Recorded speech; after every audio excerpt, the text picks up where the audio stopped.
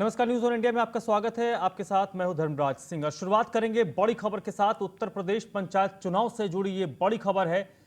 पंचायत चुनाव में आरक्षण को लेकर इलाहाबाद हाईकोर्ट ने एक बड़ा फैसला दिया है।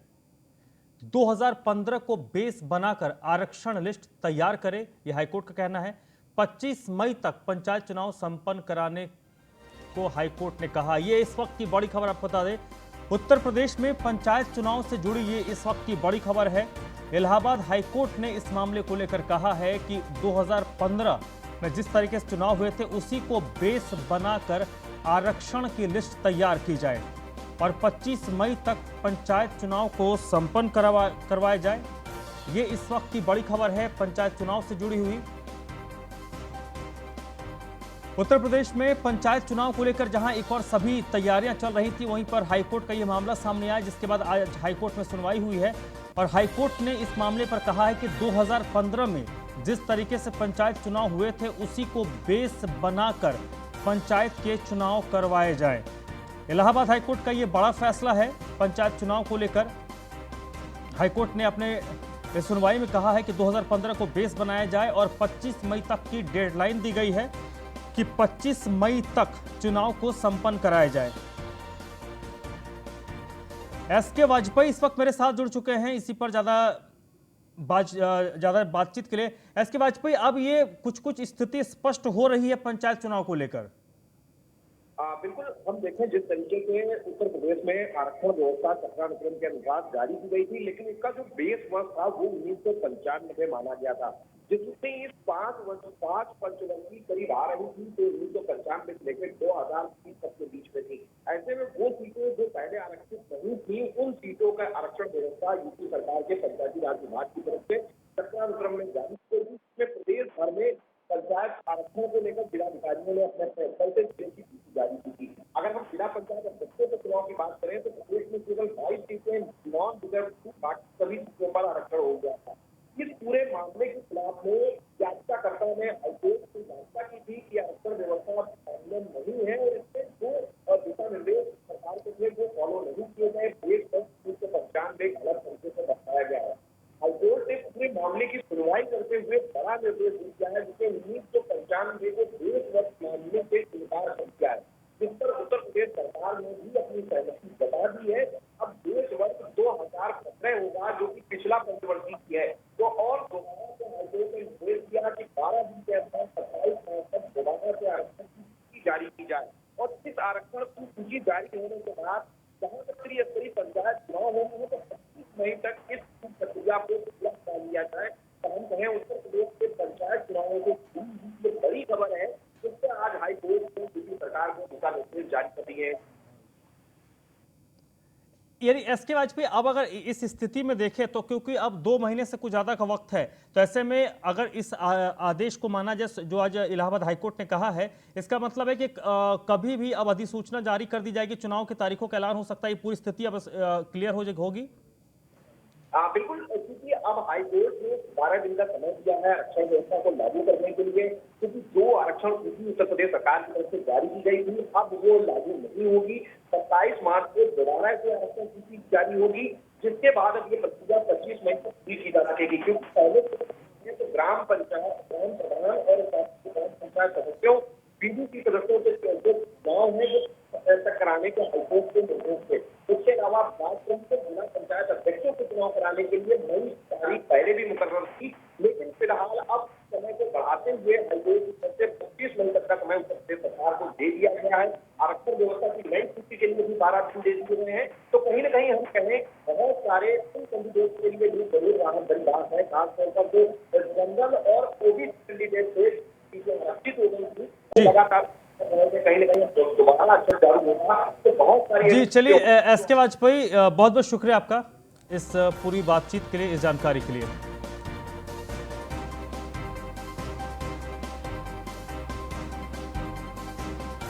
चलिए बढ़ते आगे। सीएम तीरथ सिंह रावत ने चारधाम यात्रा को लेकर एक बैठक की है सचिवालय में। इस बैठक के बाद मुख्यमंत्री तीरथ सिंह रावत ने कहा है कि देवस्थानम प्रबंधन बोर्ड की समीक्षा वर्तमान सरकार करेगी। बोर्ड को लेकर आ रही जो समस्याएं हैं उस पर वर्तमान राज्य सरकार पुनर्विचार करेगी।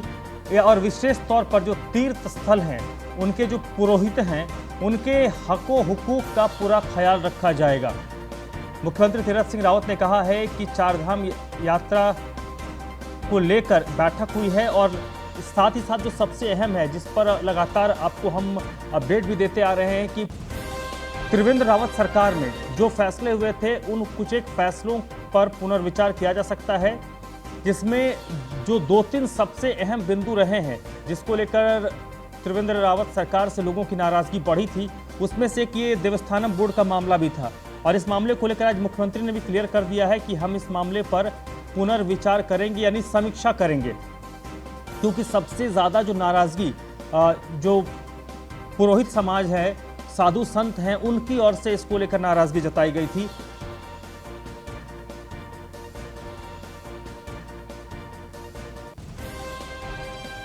देवस्थान बोर्ड के लोग और मैं खुद ही कुछ दिनों बाद उस समाज को बुलाने वाला हूँ, सारे दिन से जुड़े हैं। पहली बात तो ये है कि उनके हक हकूक यथावत रहेंगे और बने रहेंगे, और जो दिक्कतें कठिनाई होंगी उसमें उसको पुनर्विचार हम लोग करेंगे। निश्चित आज चारधाम को लेकर बैठक है, उसकी व्यवस्था इस तरह उसको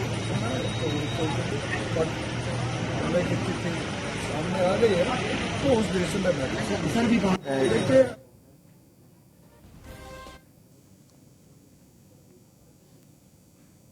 तो मुख्यमंत्री को आप सुन रहे थे। मुख्यमंत्री ने स्पष्ट कहा है कि हम देवस्थानम बोर्ड के मामले को लेकर समीक्षा करेंगे, इस पर पुनर्विचार किया जाएगा।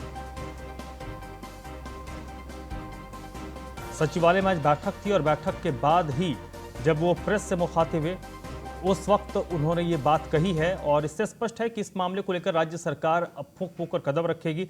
फहीम तन्हा इस वक्त मेरे साथ जुड़ चुके हैं इसी पर ज़्यादा बातचीत के लिए, ज़्यादा जानकारी के साथ। फहीम, देवस्थानम बोर्ड का मामला ऐसा था जिसको लेकर तीरथ सिंह रावत को एक तरीके से कहें तो कुर्सी गंवानी पड़ी। वर्तमान मुख्यमंत्री भी इस मुद्दे को लेकर फूंक फूंक कर कदम रख रहे हैं। देखिए, काफी संवेदनशील मामला रहा है चारधाम देवस्थानम प्रबंधन बोर्ड का, और इसमें जैसे कि आपने बताया कि जो तीर्थ पुरोहित हैं उनके और दूसरे हक हकूकदारी हैं, उनके हितों को लेकर के लगातार मामला उठता रहा और विरोध भी दर्ज कराया गया तीर्थ पुरोहितों की तरफ से, क्योंकि उनके हकों को लेकर के कई इसमें संशय और आशंकाएं रही हैं। बहरहाल कई शिकायतें सरकार के पास पहुंची और मुख्यमंत्री तीरथ सिंह रावत ने उन शिकायतों को लेकर के समीक्षा करने की बात कही है, पुनर्समीक्षा बात करने की कही है, पुनर्विचार करने की बात कही है कि उसमें अगर कहीं संशोधन करना पड़ेगा तो इसका एक आशय भी निकलता है कि उसमें संशोधन भी किया जा सकता है आने वाले दिनों में चारधाम देवस्थान प्रबंधन बोर्ड में, ताकि हक हकूकदारी और जो तीर्थ पुरोहित हैं उनके हकों को लेकर के किसी तरीके का हित ना हो।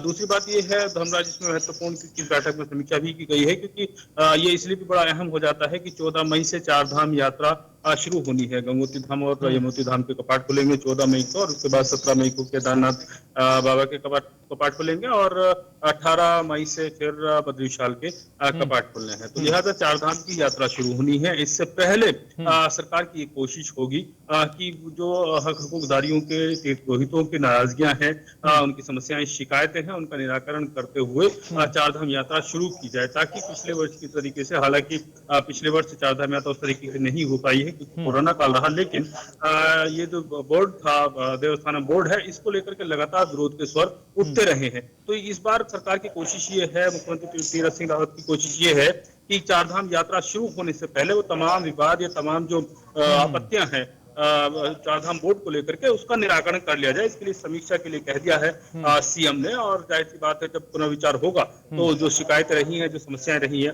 उनमें संशोधन भी, उन प्रावधानों में संशोधन होगा, ताकि किस तरीके की नाराजगी तीर्थ पुरोहितों में ना हो और चारधाम यात्रा शुरू होने से पहले निपटा ली जाए।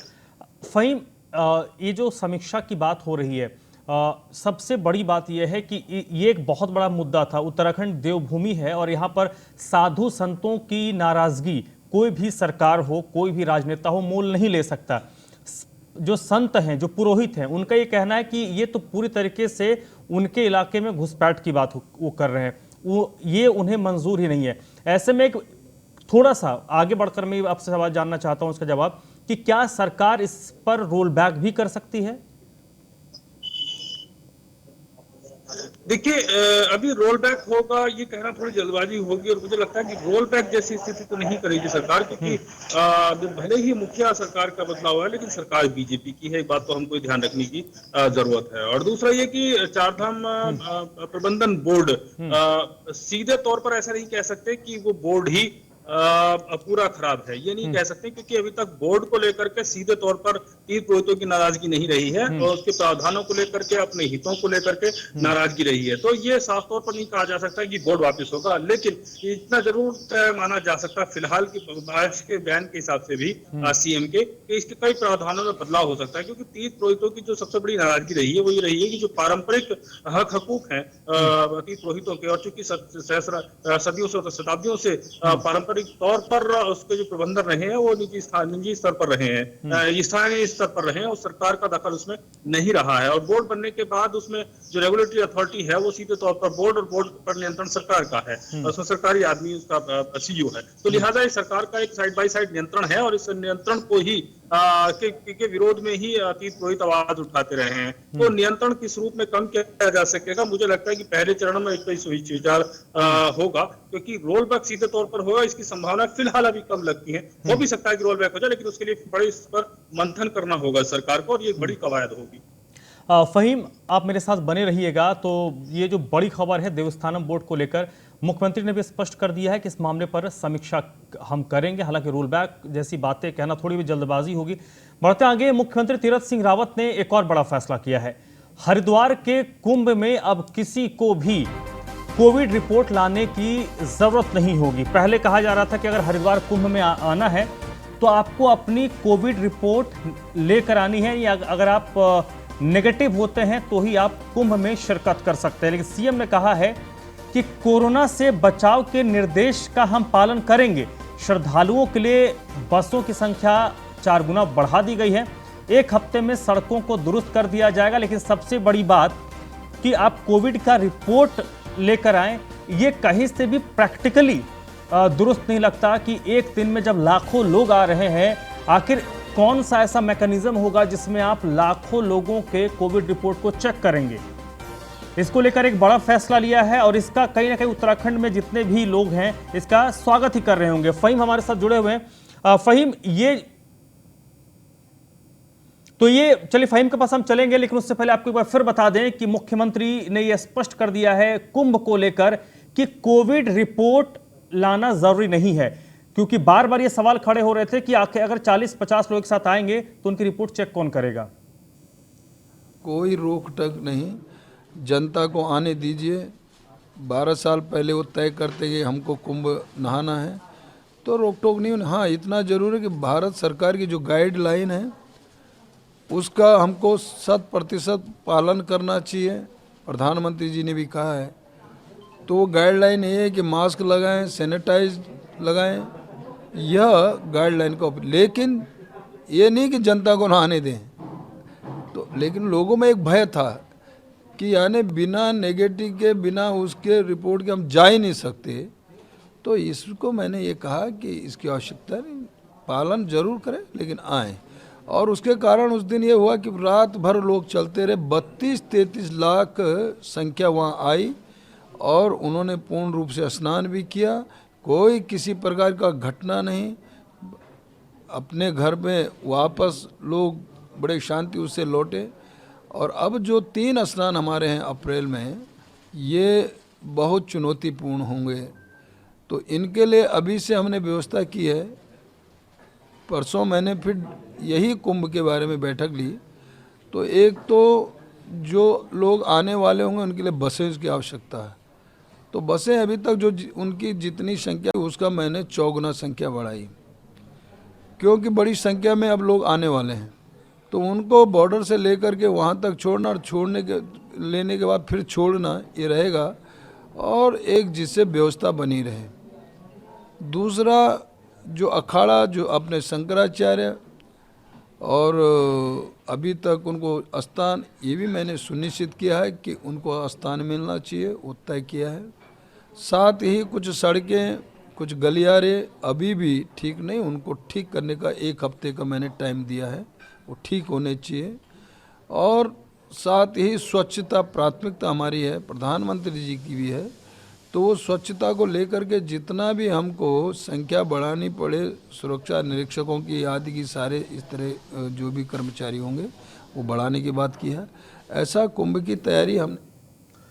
फहीम के पास एक बार फिर से चलते हैं जो हमारे साथ लगातार जुड़े हुए हैं। फहीम, ये एक बड़ी राहत उन तमाम लोगों को मुख्यमंत्री की ओर से दी गई है जो कुंभ में पहुंचना चाहते थे, और सबसे बड़ी बात है कि ऐसा कोई मैकेनिज्म नहीं है जिसके जरिए तय हो कि लाखों लोगों का आप कोविड रिपोर्ट टेस्ट कर पाएं।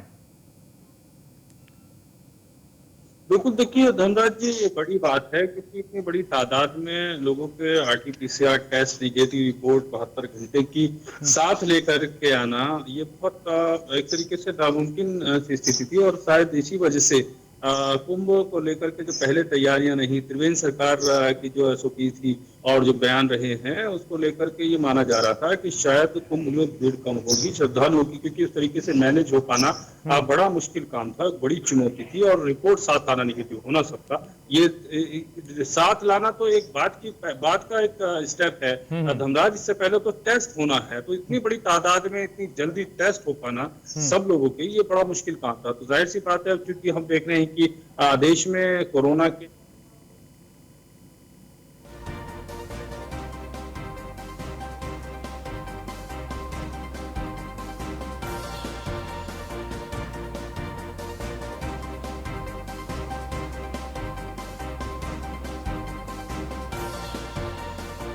तो बड़ा फैसला मुख्यमंत्री का है जिसमें उन्होंने एक बड़ी राहत भक्तों को दी है। चलिए बढ़ते आगे। तीरथ सिंह रावत के मंत्रिमंडल को लेकर आज बड़ा फैसला हो सकता है, क्योंकि जो मंत्री जिन्होंने शपथ ली है उनको विभाग मिल सकते हैं। पुराने मंत्रियों के विभाग में फेरबदल किया जा सकता है। विभागों के बंटवारे लगभग फाइनल हो चुके हैं।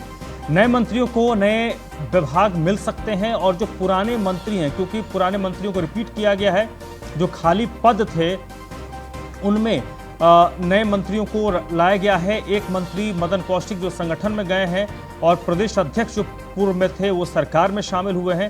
तो संभव है कि क्योंकि वो सीनियर भी हैं, काफ़ी वरिष्ठ हैं, तो मदन कौशिक का मंत्रालय उनको मिल जाए। फहीम हमारे साथ लगातार बने हुए हैं। फहीम, पूरी स्थिति को देखें तो अब बड़ी बेसब्री से लोग इंतजार कर रहे हैं पोर्टफोलियो बंटवारे को लेकर। जो अपडेट हमारे पास है, जो लगातार ये कहा जा रहा है कि पुराने मंत्रियों को उनका प्रोफाइल ही दिया जा सकता है, आपके पास क्या इन्फॉर्मेशन है? क्या किसी तरीके से अपग्रेडेशन हो सकता है, किसी को के विभागों में फेरबदल किया जा सकता है, किसी को एड ऑन किया जा सकता है विभाग? देखिए, विभागों का बंटवारा आज, पोर्टफोलियो का बंटवारा आज हो जाएगा। ये शाम तक इसकी पूरी संभावना है, जिस खबर है शासन के सूत्रों से, तो आज शाम को ये बंटवारा होगा। पहली बात तो ये बड़ी खबर है। और दूसरी बात, अगर हम मंत्रियों के विभागों के फेरबदल की बात करते हैं तो देखिए धनराज, जो मंत्री पुराने हैं, जो रिपीट हुए हैं सभी के सभी लगभग, उन मंत्रियों के विभागों में बहुत बड़ा कोई चेंज होने नहीं जा रहा है। उसके पीछे लॉजिक ये दिया जा रहा है क्योंकि 1 साल से भी कम का वक्त है कामकाज के लिहाज से, ये चुनावी वर्ष है, और ऐसे में जो मंत्री 4 साल एक विभाग में रह गए, अगर उसमें मंत्रियों में, उसमें विभागों में फेरबदल होता है तो नए मंत्री को कुछ महीने तो समझने में विभाग को लग जाते हैं, व्यवस्थाओं को देखने में लग जाते हैं। तो ऐसे में फिर आगे बढ़ना ये थोड़ा सा परेशानी का सबब बन सकता है। तो लिहाजा बहुत बड़ा चेंज पुराने मंत्रियों के विभागों में नहीं होने जा रहा है, जो अभी तक की बात है। थोड़ा बहुत चेंज दिख सकता है। दूसरी बात है कि कुछ विभाग की 3 सीटें खाली थी मंत्रिमंडल में, और उसमें नए मंत्री शामिल हुए हैं, और एक मंत्री हटे हैं मदन कौशिक, तो 4 मंत्री नए शामिल हुए हैं। तो लिहाजा अगर हम उस हिसाब से देखते हैं तो इन 4 मंत्रियों को विभाग दिए जाने हैं। उन विभागों में तो मुख्यमंत्री के पास विभाग है जो इन मंत्रियों के पास आएंगे, उसमें कई भारी भरकम विभाग है। तो जो सबसे बड़ी नजर लगी हुई है इन भारी भरकम विभागों पर लगी है। अगर हम इनका नाम ले लें तो PWD विभाग है, आबकारी विभाग है, स्वास्थ्य विभाग है, पेयजल विभाग है। ये बड़े ऐसे विभाग हैं जो इन पर नए मंत्रियों की नजर लगी हुई है। एक बात तो ये है। दूसरी एक महत्वपूर्ण पहलू ये है कि जो सरकार में मंत्रिमंडल में 2 विभाग ऐसे, 2 जिम्मेदारियां ऐसी होती हैं, एक तो वित्त विभाग की होती है, दूसरा संसदीय कार्य मंत्री का एक दायित्व होता है। ये किनको मिलेगा, ये एक बड़ा सवाल होगा, क्योंकि मंत्रिमंडल में अगर हम देखते हैं तो ये दोनों ही बड़े अनुभवी मंत्री को मिलते रहे हैं। इसमें बड़े अनुभव की जरूरत पड़ती है। वित्त विभाग में वित्त मंत्री पर सारे विभागों के बजट की दायित्व होती है, और दूसरी संसदीय कार्य में पूरी सरकार के संचालन का सदन में संसदीय कार्य मंत्री के ऊपर दारोमदार होता है। तो ऐसे में 2 जो सीनियर 2-3 सीनियर मंत्री हैं, जैसे यशपाल आर्य मंत्री हो गए या फिर हरक सिंह रावत हुए या फिर बंशीधर भगत, सीनियर मंत्री हैं, भले ही अब इस सरकार में मंत्री बन रहे हैं, अध्यक्ष है वो, लेकिन वो सीनियर मंत्री, पहले भी वो कैबिनेट मिनिस्टर रह चुके हैं। तो ये संसदीय कार्य मंत्री इनमें से किसी को दिया जा सकता है, अभी तक की जो सूत्रों से जानकारी मिल रही है। इसके अलावा जो भारी भरकम विभाग है उनके लिए लॉबिंग जरूर हो रही है, जैसे जिन विभागों को मैंने कहा है अभी, तो वो किनको मिलेंगे ये बड़ी एक देखने वाली बात होगी। लेकिन जो पुरानी कैबिनेट है उसके विभागों में बहुत ज्यादा बड़ा बदलाव देखने को नहीं मिल सकता है, छोटा सा कुछ बदलाव इधर उधर हो सकता है। फहीम, बहुत बहुत शुक्रिया आपका इस पूरी बातचीत के लिए, इस पूरी जानकारी के। चले बढ़ते हैं आगे। मुख्यमंत्री तीरथ सिंह रावत का अभिनंदन रैली बीजेपी महानगर कार्यालय में ये रैली निकाली जा रही है। बीजेपी की ओर से मुख्यमंत्री के लिए अभिनंदन कार्यक्रम का आयोजन देहरादून में किया गया है। अभिनंदन रैली में मुख्यमंत्री के अलावा प्रदेश अध्यक्ष समेत कई पदाधिकारी मौजूद हैं। बड़ी संख्या में बीजेपी कार्यकर्ता सीएम के अभिनंदन रैली में शामिल हुए हैं। इसके अलावा जो नए नए मंत्री बनाए गए हैं, गणेश जोशी, बंशीधर भगत, मेयर सुनील उनियाल इस रैली में शामिल हैं। सीएम के साथ मंत्री, अध्यक्ष और मेयर ओपन जीप में सवार हैं।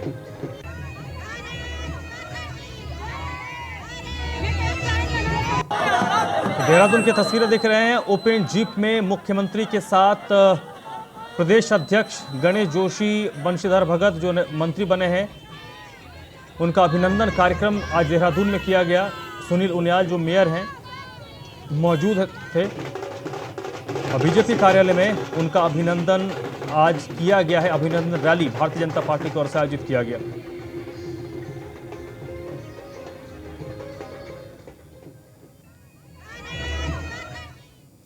वहीं पूर्व मुख्यमंत्री त्रिवेंद्र सिंह रावत हरिद्वार पहुंचे। हरिहर आश्रम में पारस शिवलिंग महामृत्युंजय मंदिर में त्रिवेंद्र सिंह रावत ने पूजा अर्चना की। पूर्व मुख्यमंत्री ने देश और राज्य में खुशहाली की कामना की है। कुंभ मेले पर पूर्व मुख्यमंत्री त्रिवेंद्र सिंह रावत ने एक बड़ा बयान दिया है। उन्होंने कहा कुंभ मेले में कोरोना को लेकर कोई भी जोखिम लेना ठीक नहीं है। हम सबकी जिम्मेदारी है कि हम वैक्सीन लगवाएं और सभी तरीके के जो गाइडलाइंस है, केंद्र की ओर से जो गाइडलाइंस बनाए गए हैं, उनका पालन करें। पूर्व मुख्यमंत्री त्रिवेंद्र सिंह रावत ने इस दौरान कहा कि जिस तरह से देश में कोरोना के मामले फिर से बढ़े हैं, उस स्थिति में हम सभी की जिम्मेदारी है कि मेले में सभी व्यवस्था सावधानी पूर्वक की जाए। त्रिवेंद्र रावत ने कहा कि 7 राज्यों में कोरोना के मामले तेजी से बढ़ रहे हैं। कल की रिपोर्ट में ही देश में 25,000 मामले सामने आए, इसलिए कुंभ में सभी व्यवस्था सावधानी पूर्वक करनी होगी। इतनी बड़ी संख्या में कोरोना की वैक्सीनेशन संभव नहीं है, इसलिए हम सबकी जिम्मेदारी है कि हम वैक्सीनेशन करवाएं और कोरोना गाइडलाइंस का पालन करें। उन्होंने कहा है कि कुंभ मेला में एक राज्य नहीं बल्कि देश और दुनिया का मेला है, इसलिए कोई जोखिम लेना नहीं चाहिए। अपने राज्य को बचाना सबकी जिम्मेदारी है, इसलिए कुंभ में ऐसी व्यवस्था होनी चाहिए जिससे ये बीमारी ना फैले।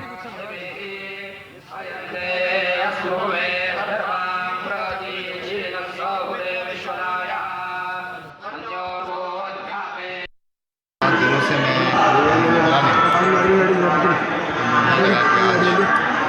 भगवान भोलेनाथ जी से आशीर्वाद करना चाहिए। अभिषेक किया है और भोलेनाथ जी से प्रार्थना की है राज्य की समृद्धि के लिए। भगवान भोलेनाथ मेरा आराध्य जी, बस मुझे यही प्रार्थना की है कि राज्य हमारा खुशहाल रहे, सुख समृद्ध रहे। कुंभ के सारे प्रतिबंध भी हटा दिए सर, अब तो 2 दिन में इस तरह से माहौल बन गया सकारात्मक। बिल्कुल